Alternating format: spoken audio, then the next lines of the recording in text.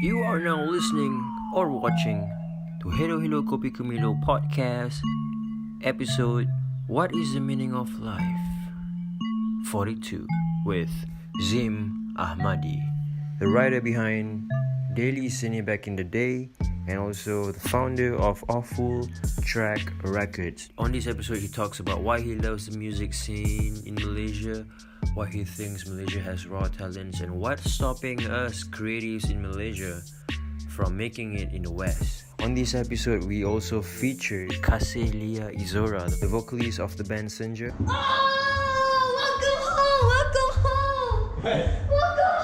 Hello, Kopi Milo podcast, and today we have Zim Ahmadi. Hello. What is up, man? I'm good. This is a legend interview right here. You guys are looking at one. I'm not a legend interviewer. People barely know me. What are you talking about, Milo? Don't lie. We're looking to the future, man. Right. I mean. Yeah, for those listeners who don't know who you are, how would you describe yourself, bro? My catchline on my music review show in Daily Seni is Peminat music Tegar, Budak, belajar. Wow. And that's always been my tagline every time people ask me. Is there an acronym to it? No, it's not that complicated. Yeah. The reason why is because I wanna talk about music. I'm a music enthusiast, but I also know that I'm still young in the industry, in the scene, and I'm always happy to learn. Okay. And I wanna open up that possibility to other people as well.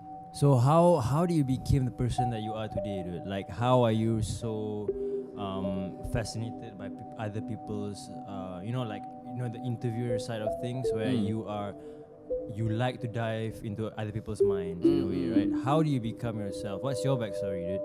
Okay, this is gonna be a bit of a cliche Tumblr post probably, Okay. but I think as a kid I always took that whole live as many lives as you can philosophy very seriously. I took it very seriously in the sense that that's why I started reading so many kinds of books. I played video games, I watched movies and listened to music, and I wanted to know everything because it stemmed from this anxiety of just living one life, like it's scary that all we get is this and then we die. So what I try to do is try and dampen that anxiety by living the lives of people through movies, music and books.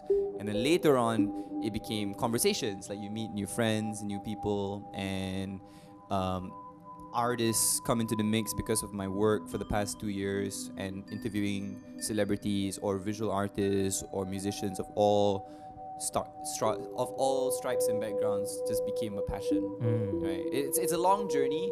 I wanted to do a lot of things as a kid, you know, because as a person who's anxious about living only one life, of course I went through that wanting to be an astronaut phase, wanting to be a lawyer, wanting to be a lecturer, but now I'm just really interested in exploring culture in all its sense, everywhere, especially locally as well. That's a big question, man.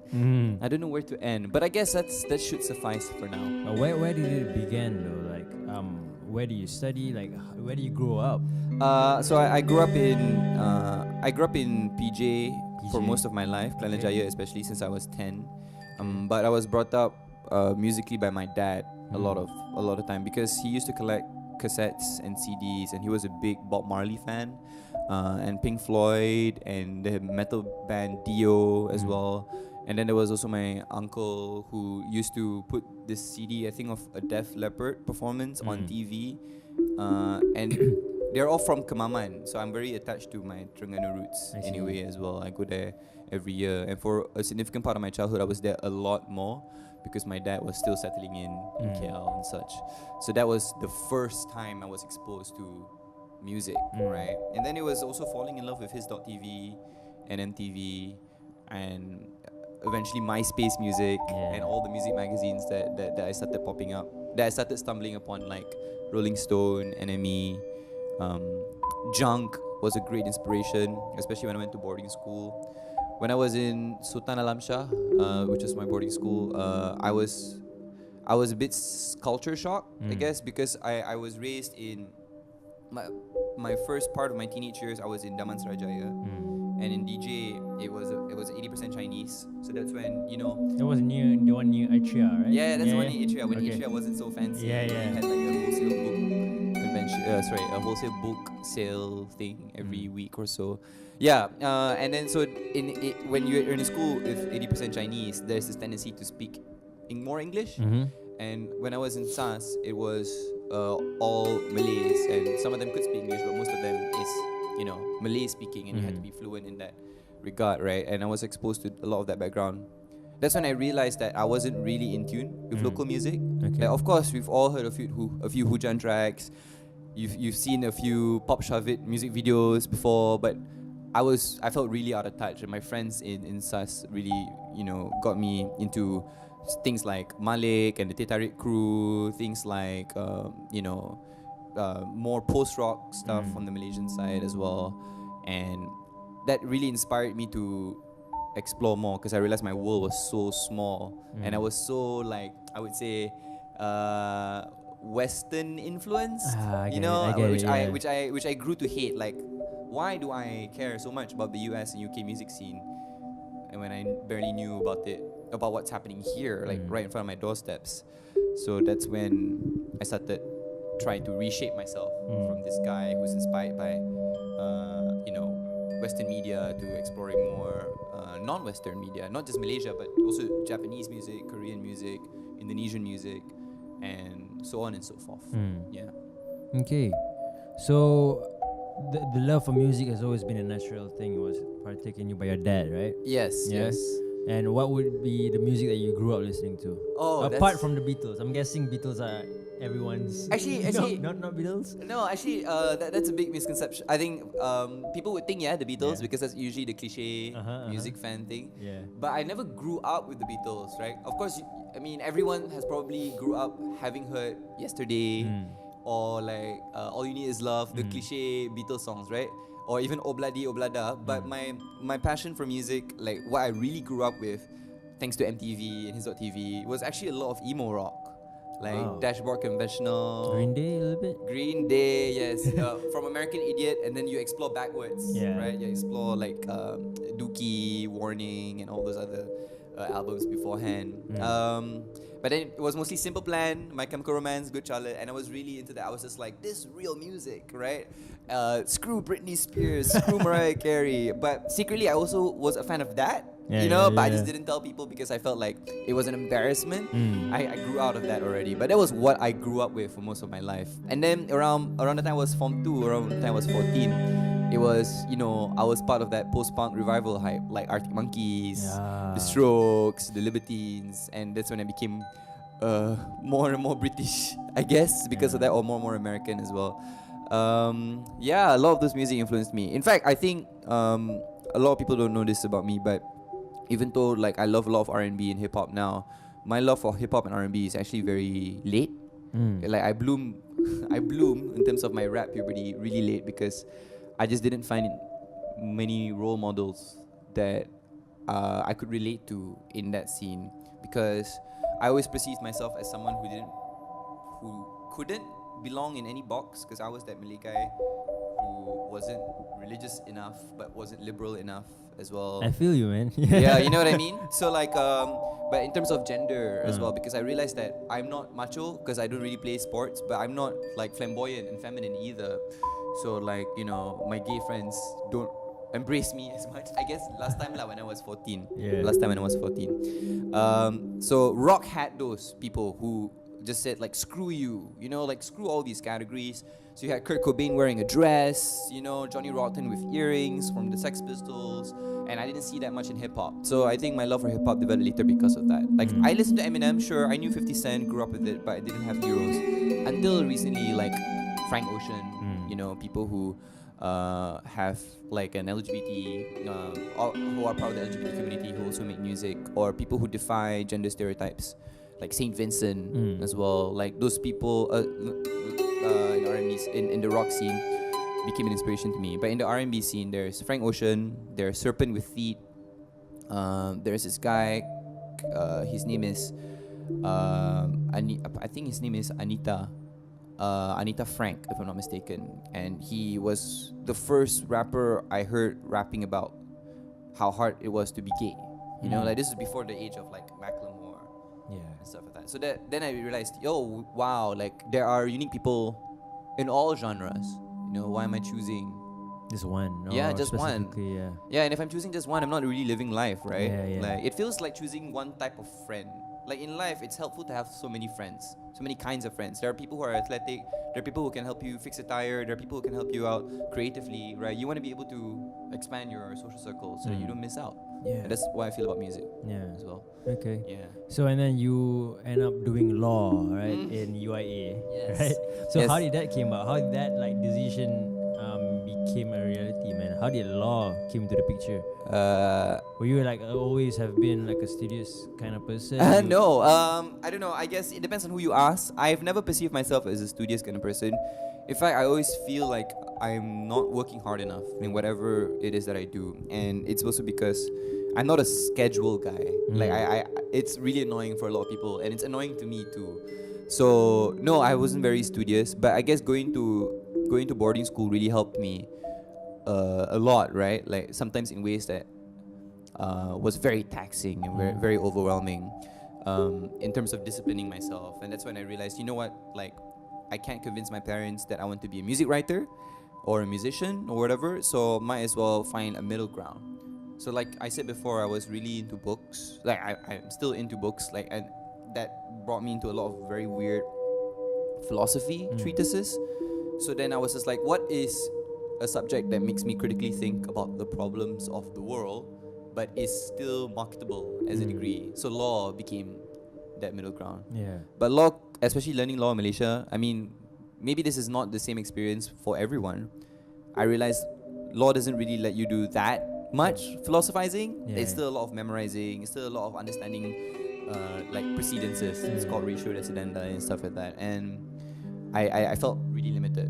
That's why I was so thankful I met people like Arif Hamizan, who is a playwright now and also an actor, who helped me find, I think, a creative community that I can talk to. Because he was also a huge music fan. We bonded over Alex Turner from the Arctic Monkeys. So he did the same. He was in the same choir. Yes, he was in the same course. In UIA law as well. He took law as well. Yeah, we're all we all came from that. And then there's also debating, which helped me, which I started doing since high school.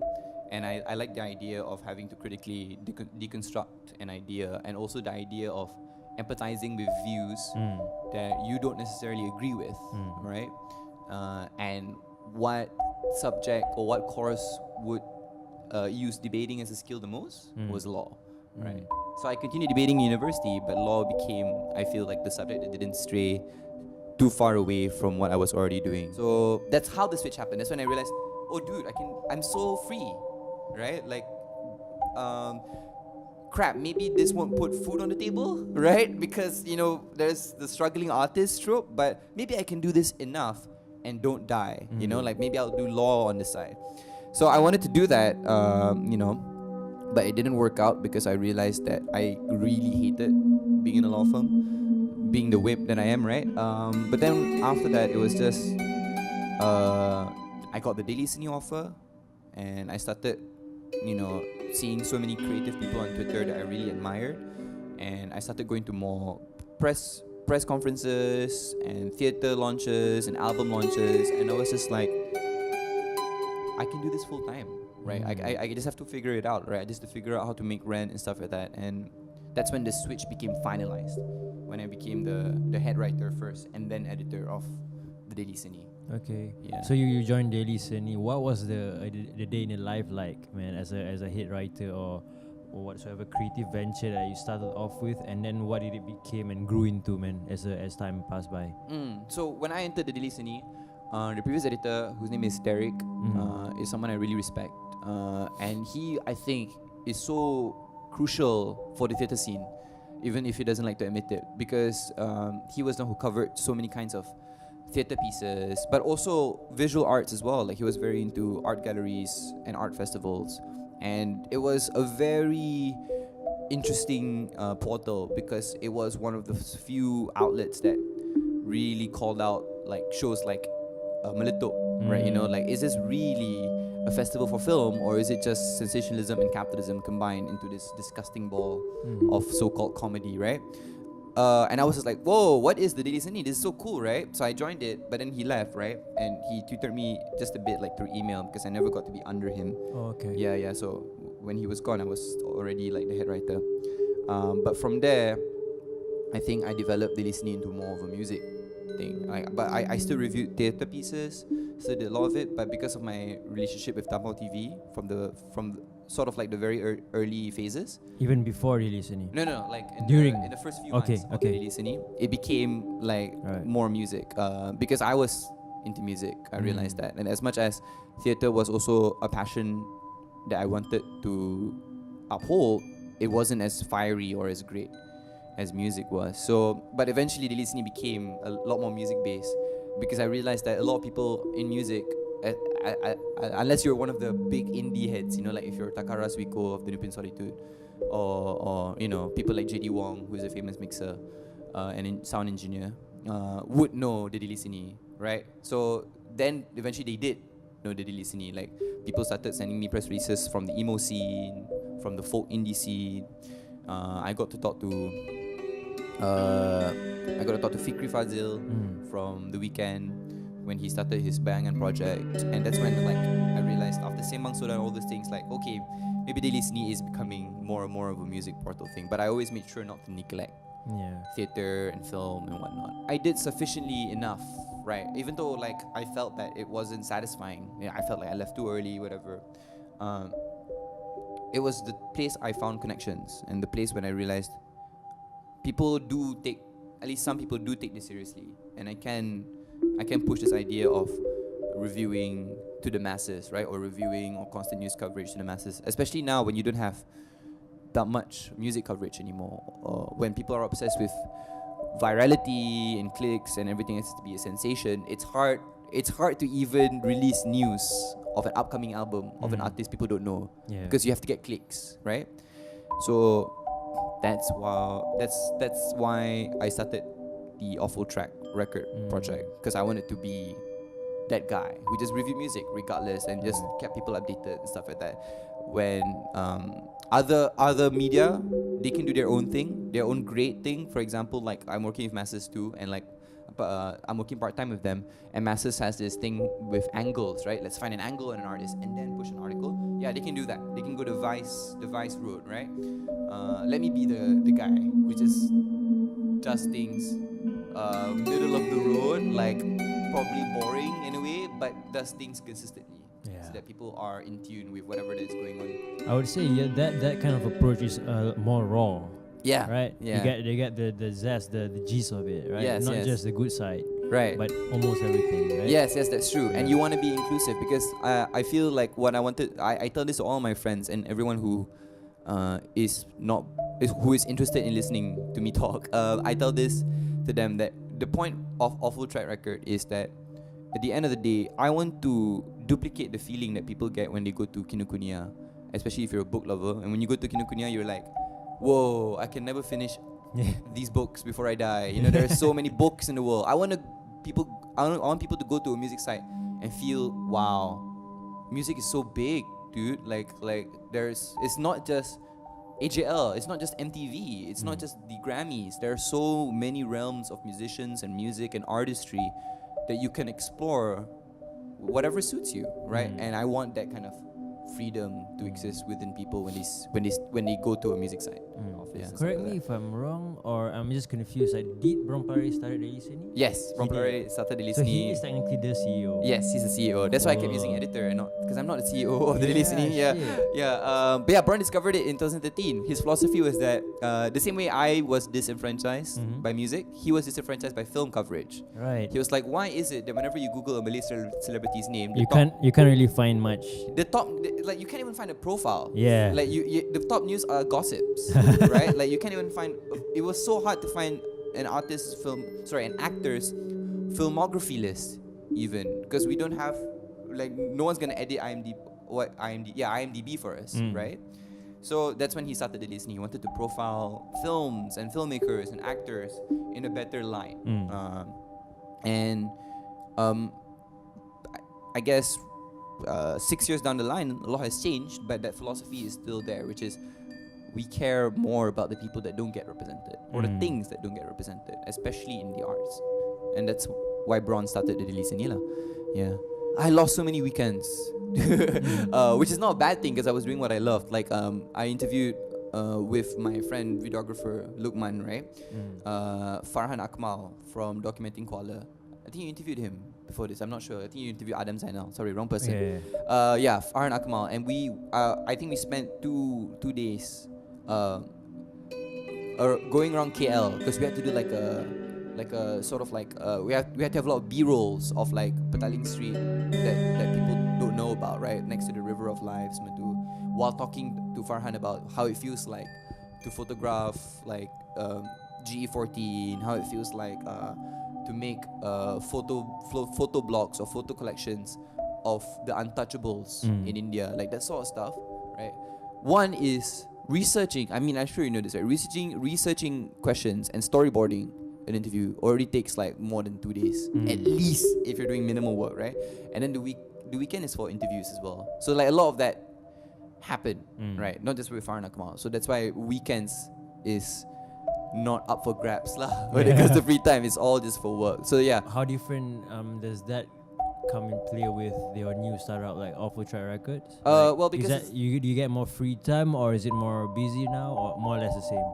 It's freer, but in a bad sense. Yeah. It's freer because we're starting out, so we don't have many clients yet, right? That's why I have time. For example, I mean, in order to make some extra income, right? I also teach debating at Guancheng, which is a Chinese school in Jalan Syed Putra, and also in an institution called Blue Bricks, where I teach public speaking and debate to kids from the age of 12 to 17, right? That is interesting. Good. So I have time for that, right? But you know, I love teaching, but it's like last time 80% of my stuff used to be arts. Now it's teaching, and the other half is arts, right? And like, but I guess the advantage of that is that I have the freedom to mold my path. Very cool. What you've obviously interviewed many musicians and artists, like with Sembang Soda. Is that part of it? What would be the most memorable interview you've had so far, man? Oh, hands down, Lok, man. Yeah. Yeah. Because Lok or Lok, whatever you want to pronounce his name as, but Lok, right? Because like I was firstly intimidated because I was a Budak baru belajar more literally back then, right? Like who am I to interview people? And I had this whole impression about me that Faris must have told people like Lok that interview ni bukan interview sebarangan je. That this is an actual interview that you get in depth into the music and stuff like that. This is not some random template borak kopi tiam stuff. Like this is really an interview, right?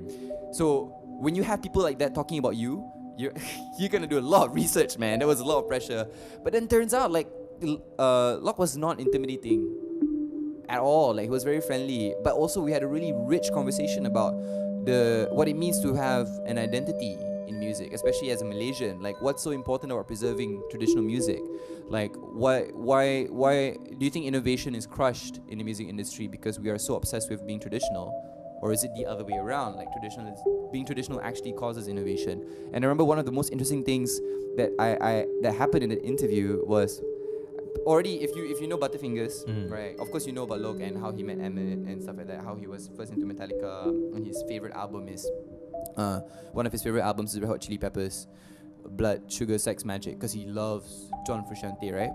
But the cool thing was that he brought his records and he showed it, and so it felt like I'm going through Lok's personal documents, you know what I mean? And including like this old P. Ramlee press, like a compilation of his hits. Damn. And then when I was trying to talk to him about, is there a Nusantara sound or is that just a myth? You know, do people just say Nusantara sound to say like ethnic creative, for example? Like, but then he started saying, well, there's a lot of ways you can do it. Like for example, in my album, Jangan Puja Sampai Kecewa, I'm quoting him. Like, there's sometimes like ghazal influences in it, and he started like taking guitar like at the side of the couch, and then he started playing like this is the ghazal timing signature.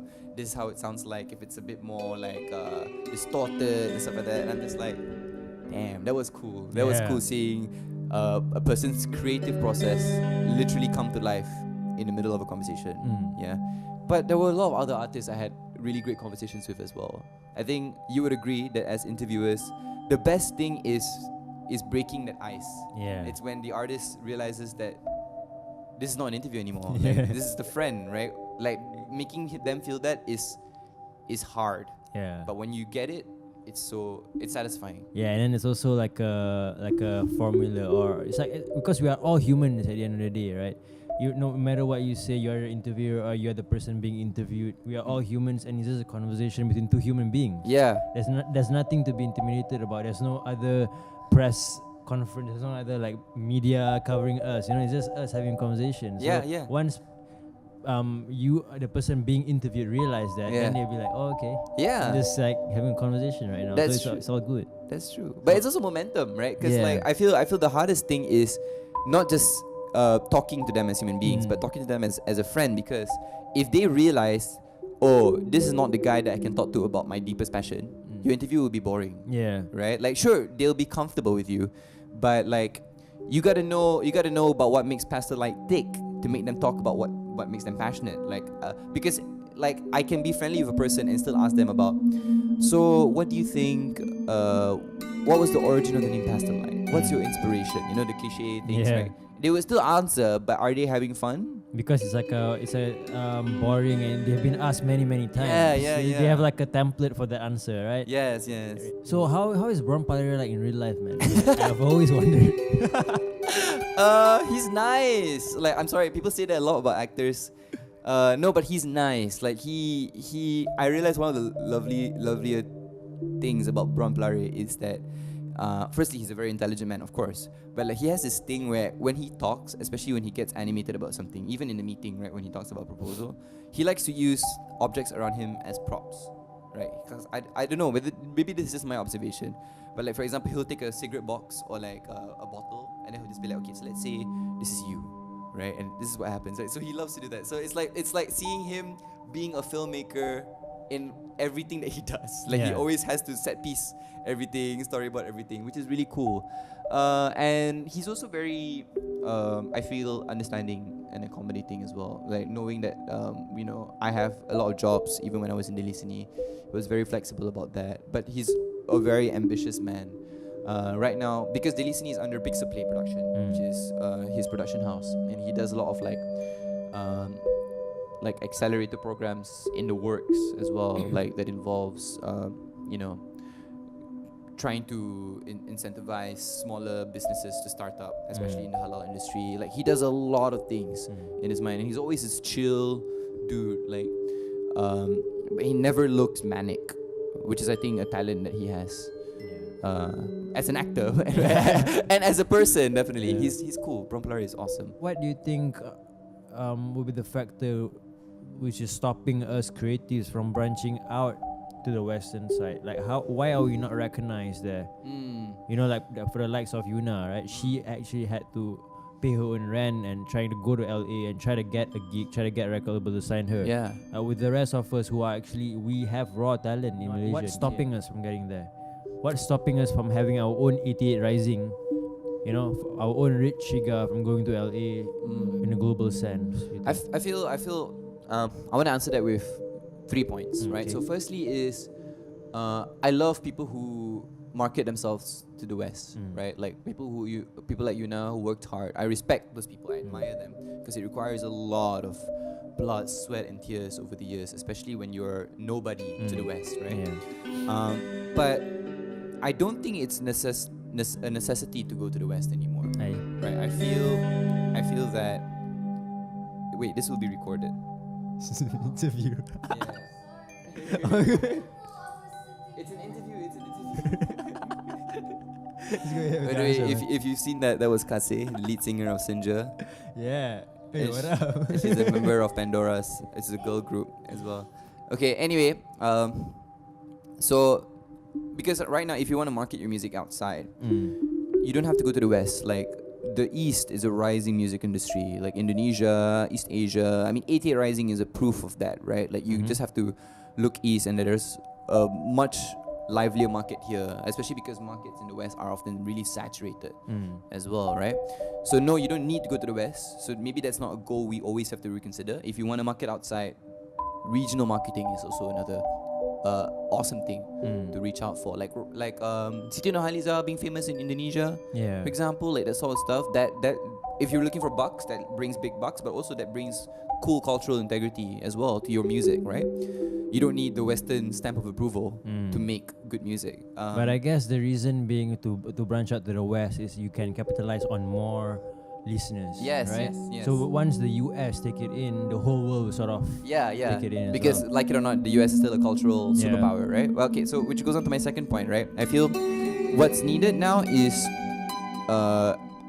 in Malaysia is more of like an acceptance of diversity that is not superficial, because I feel like at this point when we talk about diversity, we always talk about things like racial tolerance and whenever it's like Independence Day, we'll have cool YouTube content on nasi lemak and stuff like that, right? But in terms of music, like the diversity means also accepting the weird, right? Like we are very scared of venturing out into the weird, especially because if you look at AJL, as much as there's some level of production innovation and genre innovation, people still have this huge perception, and this is, I think, emboldened by judges as well, by people in the industry, that good singing is singing where you have to you have strong pipes and you have to go to the highest pitch, and you have to like do so many falsettos, hit the right notes when a lot of industries even in the East have already passed that. Like good music can be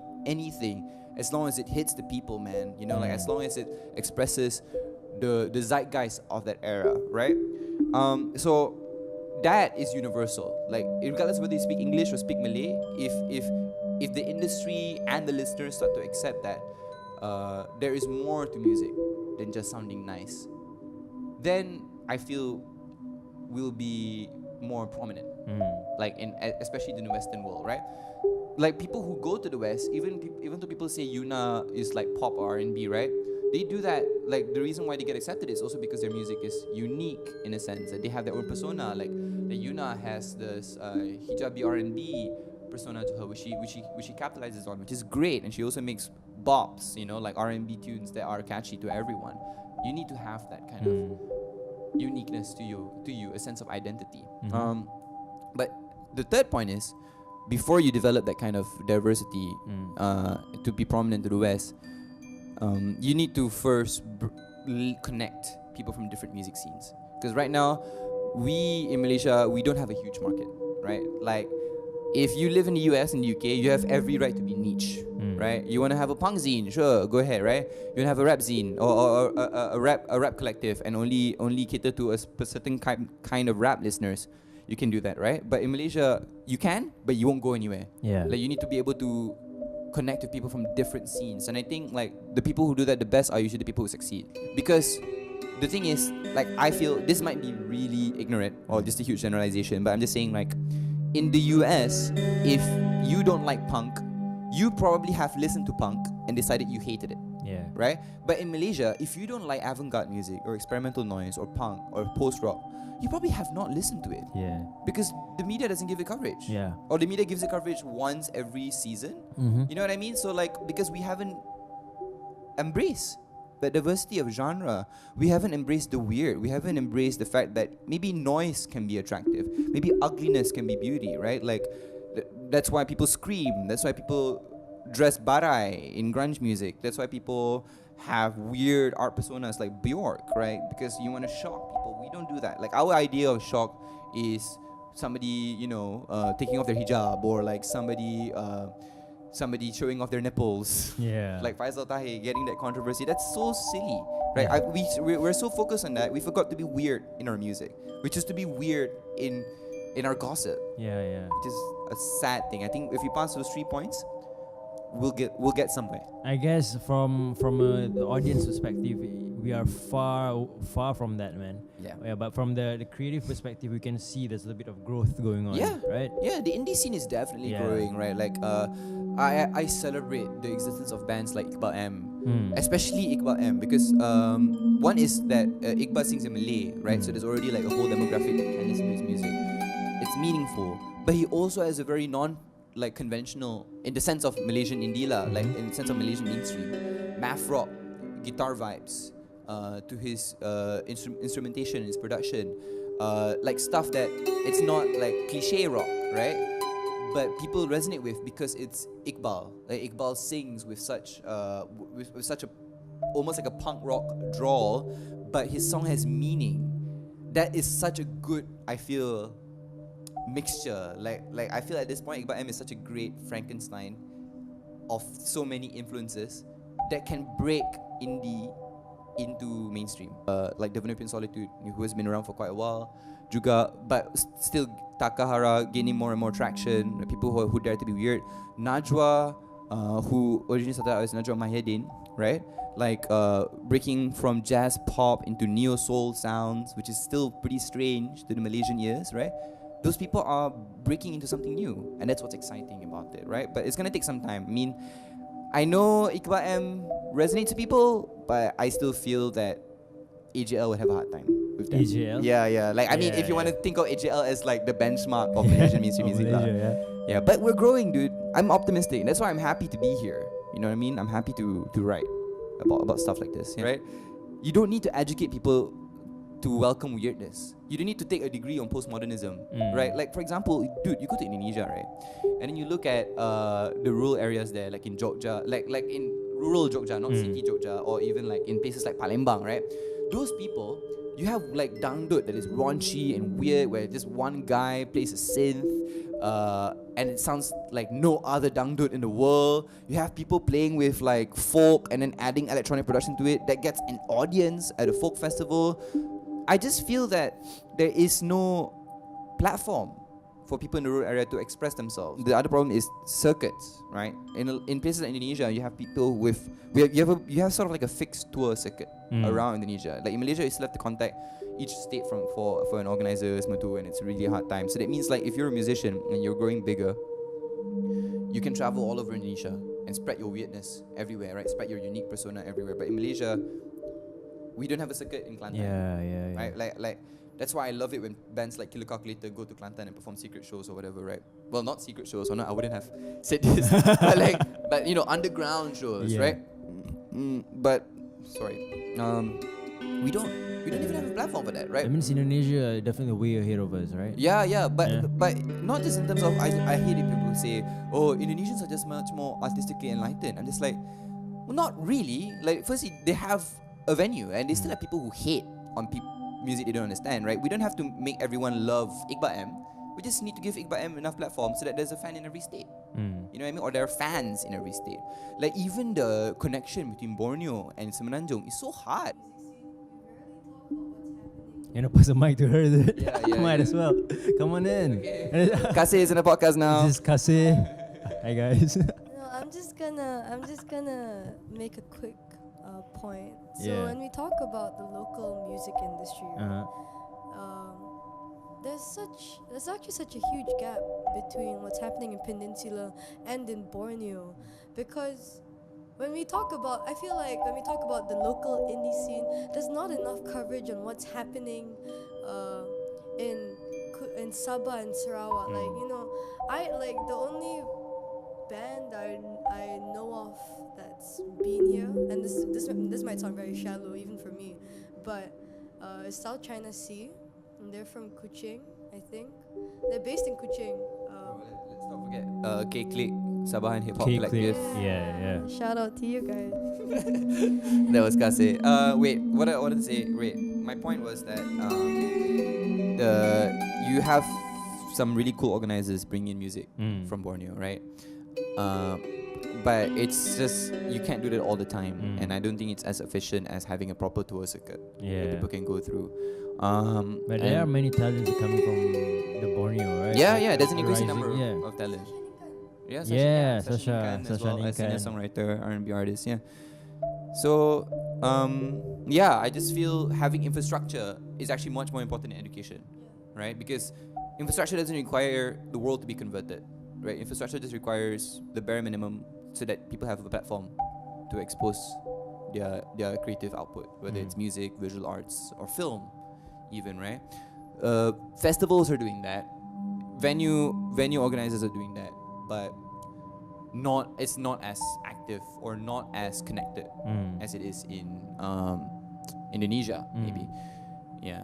But yeah, no, like I don't have to wait for people in Terengganu to accept post rock. You know what I mean? Like, just perform there. Do you think there'll be a time where Malaysia could break into the global scene? When I say global, through America, through the whole world. Do you think it will ever be a time where we surpass what Yuna has achieved now? Wow. I feel like the reason. I feel like the reason why Yuna has her success, right, is because, I mean, her first album or EP was called Decorate. Was it? Yeah, Decorate. Yeah. Decorate, and then the one after or before that was the Rocket. This might, I mean, like, correct me if I'm wrong, but I feel like the reason why, okay, so the reason why, she won. Not yet. She won an award for her album Chapters recently. Okay. For Neo Soul, and I feel like the reason why was because she has adapted her sound to an American audience. So you see, like, I feel like a better example of someone who's broken into the international scene would be Ziavi. Okay. Without not compromising. Right. Okay, I get what you mean. But she still keeps her identity as a proud Bornean, and she has all her. So in a way, Yuna changed her sound to fit in the mess. That's what you're saying. Not change. She Alter.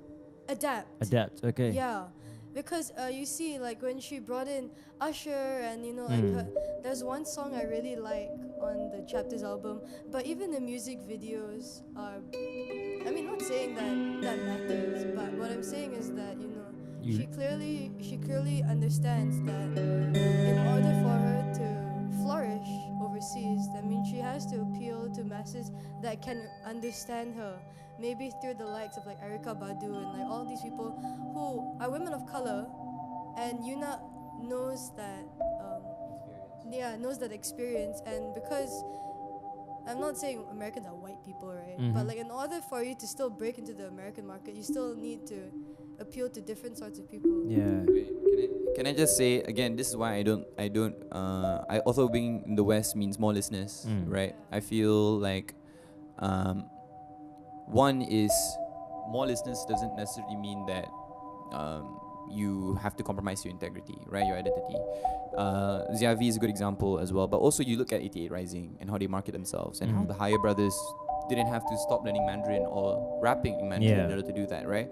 But it's about branding, man. It was about showing to people what exactly is so crazy about you that you're gonna do it, right? Like Higher Brothers is this. They're very jovial. They're fun. They're playful. Their music video has really cool visuals, and that sort of thing is what sells music to a wider audience. But secondly, right, this is why I felt that going to the West doesn't have to be an objective for the industry, right? Like, because there's a lot found in Malay language translated into music that can never be understood, I feel, by the West. Like that, because it's our identity, right? That's why I felt there's also the regional option of like including expanding yourself to a more universal sound, but not compromising your Malay or not compromising your identity. So there are many options for you to do that. But even then, you need branding, because you need to be much more unique than let's say 420 in Indonesia, right? Or like bands like They Were 19, because they already have their They Were 19. What's our They Were 19, right? Like, how do you break into that scene? So it's important to actually have your own identity rather than just a replicate of other people's success. Yeah, right? Because there's a lot of, like, for example, the rappers coming out who's doing the exact same thing of a success story that Rich Chiga had done. Yeah. People are just trying to copy, right? Yeah. There's a train. I feel like if one guy starts it, other people will follow, right? And these people would sometimes succeed, right? Because sometimes duplication works, because people are like, oh, hey, this guy sounds like another rapper I like Rich Brian, for example. Like, might as well listen to the rest of his discography. But right? maybe, I guess, if you are inspired by them, you have a little bit elements of it, and it's fine. But the hype train doesn't last. Yeah. Like, you cannot be the 100th Rich Brian. Yeah. You can be the 5th Rich Brian, but if you're the 100th Rich Brian, It's dead, man. Be someone else, you know. And people have to read that. People have to understand what the audience is. And as much as people say like maybe Yuna is still cliche R&B in comparison to all the other US R&B artists that do stuff. Like the fact is, Yuna knows her audience. Right? She reads, she adapts to it, and she reads the audience well, and that's why she makes the music that she makes now. You know. I think branding is so important because if you think about it. This is the mic. You're interrupting the podcast. I think branding is so important because actually, the reality is that 88 Rising isn't the first Asian collective to ever exist. I think they're the first to break into the international market, and they've expanded just beyond Asian acts. And now, sorry, I'm thinking about 7/7. Sorry, but yeah, I feel like branding is so important because, like, you see. What is so admirable about 88 Rising is that they didn't have to compromise their Asian identity. I think the key word is acceptance. Because I feel like 88 Rising becoming something relevant in today's music industry, something that probably wouldn't have happened a while back because of the lack of diversity. I think that the celebration of diversity these days is what fueled or made the space for 88 Rising's rise into the international market of success. Okay. I mean, I get what you mean. It's diversity because like the acceptance of diversity of culture nowadays, 2015 and beyond, is what makes them pop. Yeah. I guess if you go any earlier, let's say 2008, 88 Rising wouldn't be accepted, right?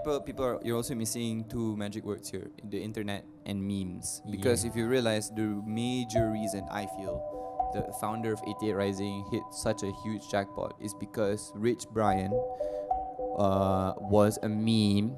Yeah, and Filthy Frank, who later became Joji, was a meme who already had a huge fan base for different stuff, not music, but yeah. So that's how they realized, hey, there's an internet culture here. We can really use it. And also, look, Asian diversity, man. Like a whole side of the spectrum that the US doesn't really pay attention to now. You know what I mean? So that's marketing. That's great branding. That's realizing this is what we need.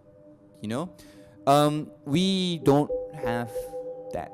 I feel like. I think virality in Malaysia is not a marketing tool. Virality is a marketing tool. Memes aren't, right? Because one is... It's all good. It's all good. Oh my god. This is raw to the max. This is punk rock. Yeah, it's like because memes are a marketing tool in a way in which people absorb information bite-sized now, and like very few artists can adopt that kind of persona in Malaysia, and very few successfully do so. Like I can think of two people that do it really well. One is Takara Suiko, like with constant Q&As on Insta stories, but also like even more if you want to go more corporate and less weird, like So I'm Jen, right? Like with her Instagram profile and sponsorships and how genuine and warm she comes off as. People can relate to her personality. Yeah, right? yeah, but she follows that internet wave, you know what I mean? Like she doesn't. Being a meme doesn't mean you have to be a. Can I swear? Yeah, sure, man. It doesn't mean you have to be a shit post. Yeah, that's. I think you know the recipe. Like even you're not attempting to break the meme culture or whatsoever, but I think you just talk about the secret sauce, man. Yeah. That is how it is. That's why Rich Shiga and probably Joji Pink guy and all that. Yeah. Like like you need the audience before someone would even listen to you. Yeah. You know, you can't. I mean, I would say my guess is if Pink guy didn't exist, Joji wouldn't pop. Yeah. You know. Agreed. You can easily get that kind of genre of music on YouTube right now for free. That's true. Right? Yeah. Yeah, I guess and there's a whole lo-fi R&B thing going on as well that Joji really followed through. But even then, even if he followed that whole, because right now everyone likes lo-fi hip hop, right? Everybody studies to that on YouTube now, apparently. So like, Joji is perfect. That his music is perfect. But even then, he wouldn't be as big as he is now if it wasn't for his Filthy Frank history. I think that's a given. I guess it's not too late, dude. It's not too late for. I guess that is the secret sauce that you can follow. Like yeah. Get Maybe. Attention. Attention is the number one ROI, I guess. Yeah. Right? You get the attention, people will listen to you. Yeah, but attention needs to come with quality. Yeah. Joji does not. I mean, you might not like Joji's music, right? But he does not make shitty music. Like there's still consistency in production, even if that production is uninteresting to you, for example, right? So attention only works as much as you can follow through later with quality, and that's what matters the most. Quality still matters, but you know the thing is, there are too many people who are qualified. What makes you strange and qualified? That's what matters. So here on Hello Hello Kopi Kemilo podcast, we always talk about the persistency, consistency, and all that, right? People who are trying to achieve their dreams and all that. But when you think it's the right time to quit, man? When you think it's the right time to try and stop trying? Is there ever a time, or you just have to keep on going until you reach that mountaintop? I think I'm not an expert in this, of course, since I'm only 26 and I don't know if I've sufficiently gauged what is a good endpoint based upon my past efforts in a lot of things. I feel that you have to first know yourself, because when you know yourself, that's when you realize what your weaknesses and your strengths are. If what you're feeling while pursuing your passion is like mental toxicity and like this destroying you and isn't allowing you to have other options in the future, you may have to quit. But I can't tell you that, right? Because I don't know you. If you feel like this is enough, you should quit, right? This is of course an ideal circumstance, because usually people have responsibilities, like I still have to put food on the table, sometimes they have families to take care of and whatnot, right? But if that isn't a problem, you should know your weaknesses and quit when it's too much, because people think quitting is the end of one opportunity, right? But I feel like quitting is also a room for you to try more things, right? Quitting means more free time for a while. Sure, it's also more free time to be depressed, right? But it's more free time for you to explore other things that might make you happy, and that's what matters the most, right? Because all of this stems from my anxiety of living one life. If I have lived one single life where I try one thing and it doesn't work out, I'm gonna die regretting that, right? But if you're the kind of person who feels like effort is what makes your life worthwhile, and just doing one thing over and over again, then sure, right? But if you're not the kind of person, try as many things as you want, right? Try as many things as you want, quit while you're ahead, and if people don't like you for that, screw them, it's your life. When you grow old, you realize you have more than one kind of story to tell, and that's what is meaningful. Yeah, right. And that is a pure goal right there, dude. Yeah, and then because like we are bogged down by the idea of resumes and how trying to make it look nice, or you have to stay for 2 years in this company so that you don't look like a shit pothead, you know? Yeah. And yeah, we are influenced by our like the generation before us and the generation before, but things have like vibrating in a different way right now. You know, I guess the most important thing is to adapt. Yeah. I feel it's because people think quitting means lack of discipline. It's not true, right? Like, you know, discipline is not the best value all the time, especially if you're disciplined into doing something wrong. So if you are not bogged down by the need to feed your family or whatever, right, you should do something that matters to you. Even then, right, I feel even if, let's say, I have lived a different life where my life was harder than it is now. I mean, of course, I'm still constantly broke, right? But like, if I was more broke and I wasn't able to do anything substantial because I was always starving or have families to feed, like a lot of poor people are, you should still find time for yourself, because that matters a lot. Like life is not just about work, unless there is art in your work. And I don't mean art in terms of you have to learn how to paint or learn to be a musician. What makes you tick?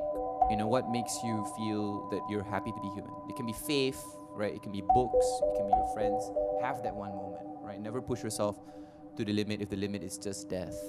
If the limit is just, I have money now, right? But then I guess the thing that people forget to talk about is that along the way you shouldn't hurt people. Because let's say if your passion is greed, if you're Jeff Bezos and you're like not allowing for laborers to, you know, take toilet breaks or whatever, then don't pursue your dreams, right? Don't hurt your people, right? Don't hurt people along the way. But yeah, have something about yourself that ticks. I think there's one more thing, right?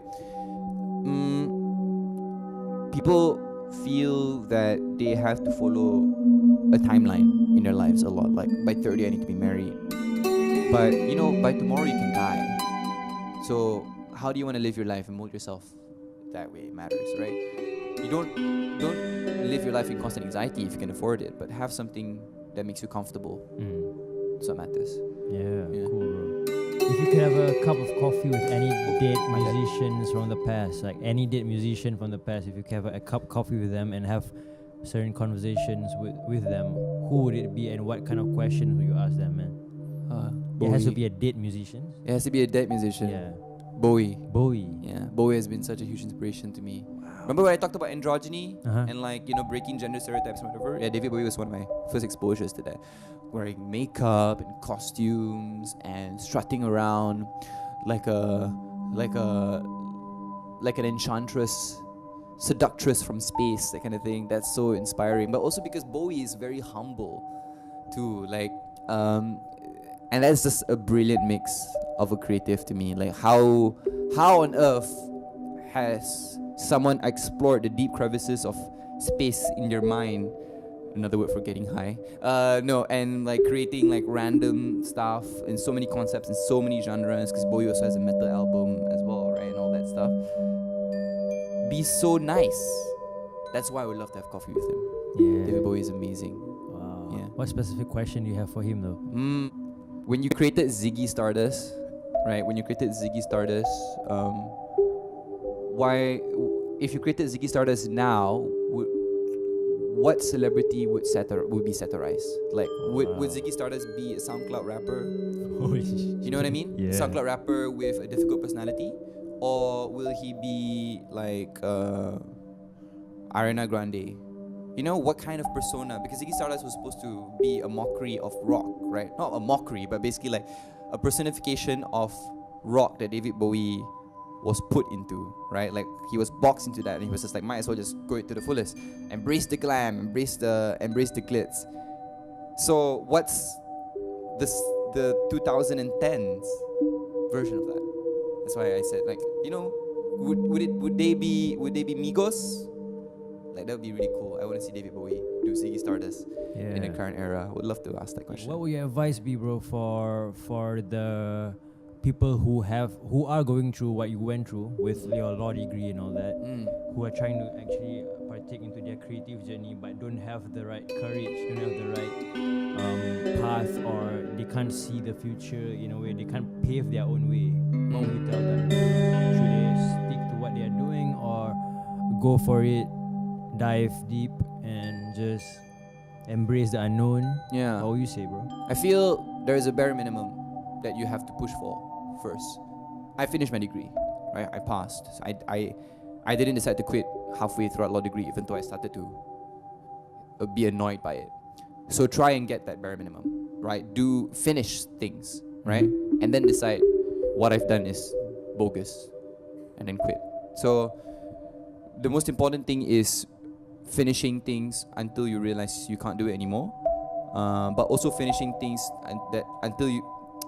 so that you don't feel like you've wasted the past 4 years. Because really, if you want to start something new, there's no age too late, right? You can be 40 and still be a musician, but yeah, sure, pay off that pension first, right?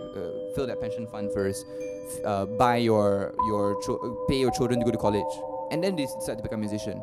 Doesn't matter, right? There's no real timeline for that anymore, especially in the age of the internet, where people are much more embracing in some parts as well, right? So don't be scared. Find a support group, find friends that can help you talk it out. But at the end of the day, you know your own strengths and weaknesses. You gotta push through while you can.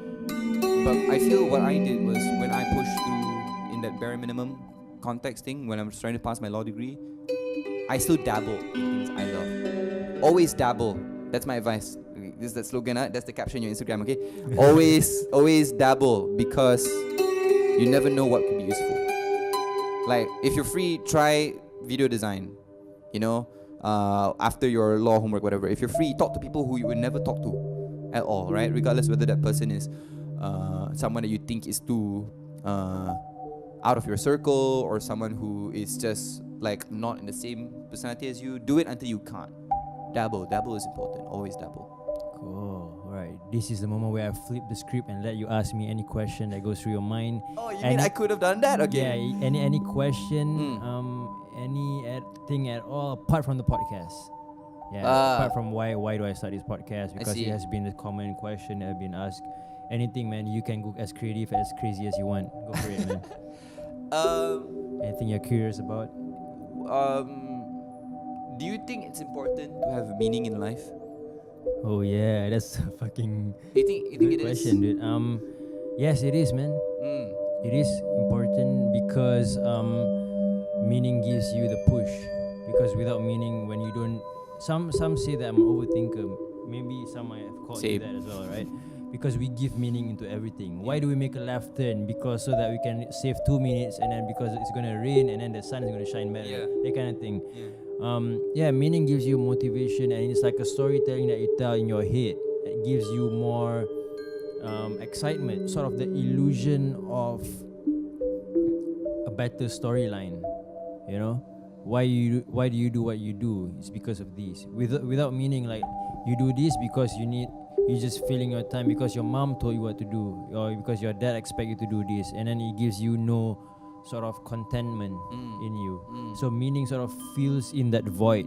I feel that is a hard part, finding meaning in something that you do. Because once you found it, then it's easy. Then you are happy. Yeah. You know, you are blissed. You agree that you have to find that meaning. Nobody can prescribe that meaning for you. Yeah, right? yeah. And that's the difficult part, man. That is the like sort of pre-production of filming. You know, why is a story? Why does it go this way? And that is why people don't do it though. Yeah, people don't do research. Yeah. In making philosophical movies in their heads and real movies. Yeah, exactly. Dude. Like, and then when you ask them, why? You are such an overthinker. You don't. Come on, man. Don't overthink it. But the truth of the matter is, they don't have meaning in their life. You know. I feel a bit pretentious. Like people who don't overthink don't have meaning. I mean, they don't even think. They just do though. Right. Okay, down to the last question, bro. How do you want people to remember Zim Ahmadi at the end of the day? Biased girlfriend. Anyway, I want to be remembered as the person who's introduced to at least a community of people really cool things that they would have never discovered if it wasn't for me. You know, I want to be that person who people are thankful for. It can be as small as introducing to them to new music or new books, but also in terms of, you know, thinking about life, right? I don't want to leave an impact upon the world. I don't have to, right? But if those few people, if it's just my close loved ones or like, you know, people in the music circle, whatever, who feel thankful for that, I'm already thankful myself. Yeah, that's what I want people to remember me as. Also, I want people to remember me as Peminat Muzik Tegar, Budak baru belajar. Alright, thank you so much for being part of Hello Kopi podcast. Thank you, Milo. That was great. It's gonna teach you the Milo's milkshake, man. Like, oh, what's the Milo milkshake like? And 1 and 2 and 3 and swag. Alright, you got it, bro. I got that. We have to work on that on the next episode. My idea for chicken to Milo. No, Milo is a matahari. Oh yeah. Yeah. How big? Yeah. Did you see how the things connecting right now? I didn't even expect. Like I didn't even know that this whole. Yeah, He's he's here, in his man. house. There's Suhail. Was that Suhail? Yeah, so how? Yeah. So it's suddenly like you're in the world that you already are in. Not everyone in LA knows each other, I guess that's true. right? Yeah. And how big is LA anyway? Pretty big? Thank you so much for your support. Do us a favor and share this Spotify link or YouTube link that you're on to your closest friends. Who knows, there might be value for them as well. You know, great things in life are meant to be shared. You know, what is the meaning of life? Hello Kopi podcast. I guess we'll never know. 42.